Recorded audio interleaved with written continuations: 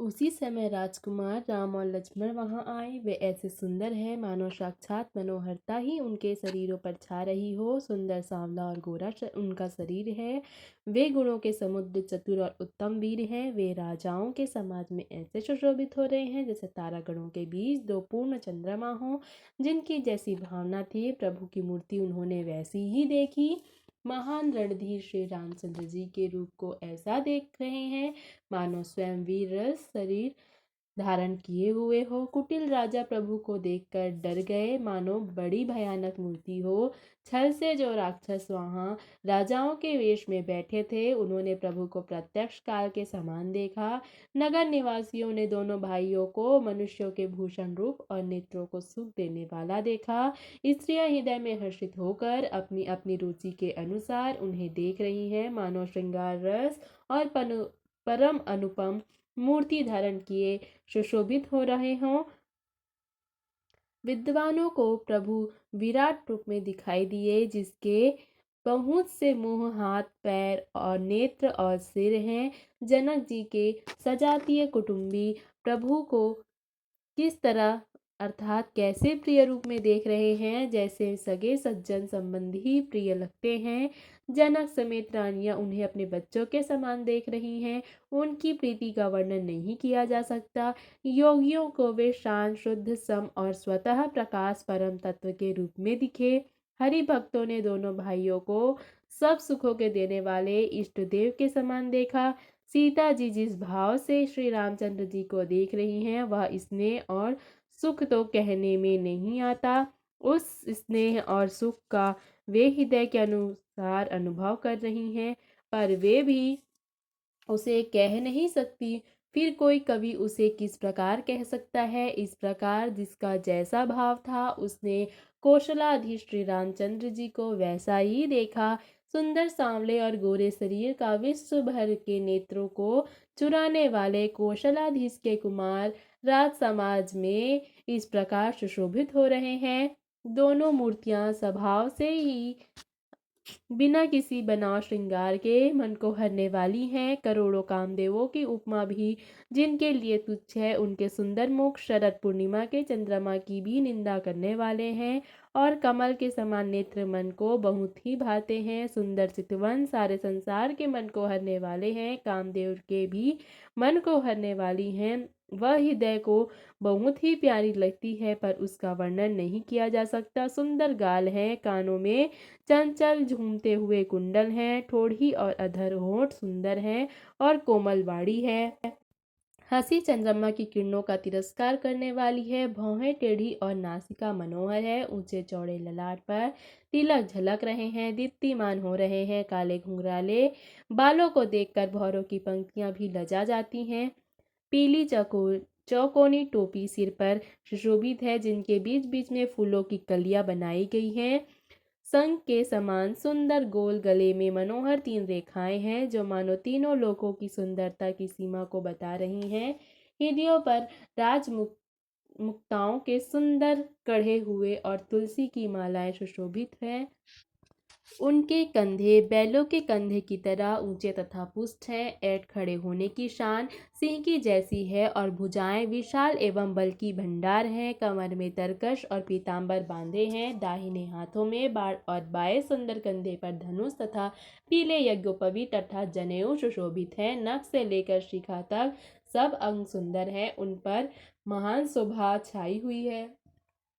उन्हें देखकर सब लोग सुखी हुए। नेत्र एकटक निमेष शून्य है और तारे पुतलियां भी नहीं चलते। जनक जी दोनों भाइयों को देखकर हर्षित हुए।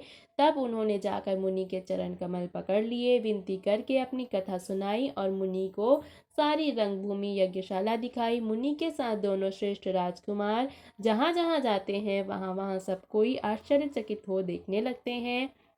सबने राम जी को अपनी अपनी ओर ही मुख किए हुए देखा परंतु इसका कुछ भी विशेष रहस्य कोई नहीं जान सका। मुनि ने राजा से कहा, रंगभूमि की रचना बड़ी सुंदर है। विश्वामित्र जैसे निष्प्रिय विरक्त और ज्ञानी मुनि से रचना की प्रशंसा सुनकर राजा प्रसन्न हुए और उन्हें बड़ा सुख मिला। सब मंचों से एक मंच अधिक सुंदर, उज्जवल और विशाल था। स्वयं राजा ने मुनि सहित दोनों भाइयों को उस पर बिठाया। प्रभु को देखकर सब राजा हृदय में ऐसे हार गए, अर्थात निराश एवं उत्साहहीन हो गए, जैसे पूर्ण चंद्रमा के उदय होने पर तारे प्रकाशहीन हो जाते हैं। उनके तेज को देखकर सबके मन में ऐसा विश्वास हो गया कि श्री रामचंद्र जी ही धनुष तोड़ेंगे, इसमें कोई संदेह नहीं है। इधर उनके रूप को देखकर सबके मन में यह निश्चय हो गया कि शिव जी के विशाल धनुष को जो संभव है कि ना टूट सके, बिना तोड़ी भी सीता जी श्री रामचंद्र जी के ही गले में जयमाला डालेंगी, अर्थात दोनों तरह से ही हमारी हार होगी और विजय रामचंद्र जी के हाथ लगेगी।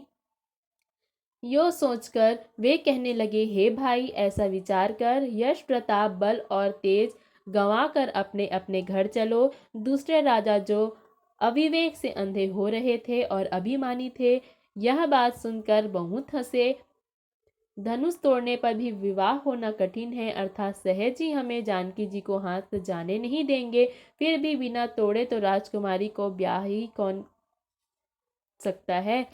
काल ही क्यों ना हो, एक बार तो सीता के लिए उसे भी हम युद्ध में जीत लेंगे। यह घमंड की बात सुनकर दूसरे राजा जो धर्मात्मा, हरिभक्त और सयाने थे, मुस्कुराने लगे। उन्होंने कहा, राजाओं के गर्व दूर करके जो धनुष किसी से नहीं टूट सकेगा, उसे तोड़कर श्री रामचंद्र जी सीता जी को ब्याहेंगे। रही युद्ध की बात, सो महाराज दशरथ के रण में बाके पुत्रों को युद्ध में तो जीत ही कौन सकता है। गाल बजाकर व्यर्थ ही मत कर मरो, मन के लड्डुओं से भी कभी भूख बुझती है।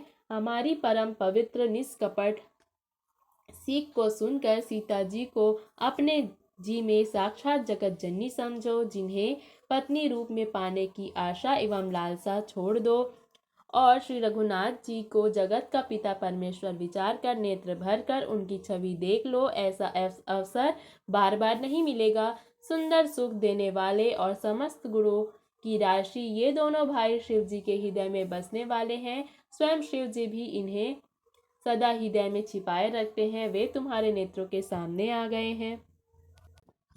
समीप आए हुए भगवत दर्शन रूप अमृत के समुद्र को छोड़कर तुम जगजननी जानकी को पत्नी रूप में पाने की दुराशा रूप मिथ्या वृक्ष जल को देखकर दौड़कर क्यों मरते हो। फिर भाई, जिसको जो अच्छा लगे वही जाकर करो। हमने तो श्री रामचंद्र जी के दर्शन करके आज जन्म लेने का फल पा लिया, जीवन और जन्म को सफल कर लिया।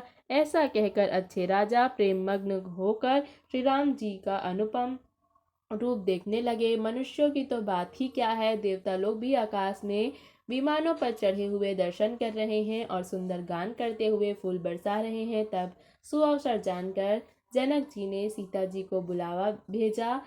सब चतुर और सुंदर सखियां आदर पूर्वक उन्हें लिवा चली। रूप और गुणों की खान जगजननी जानकी जी की शोभा का वर्णन नहीं हो सकता।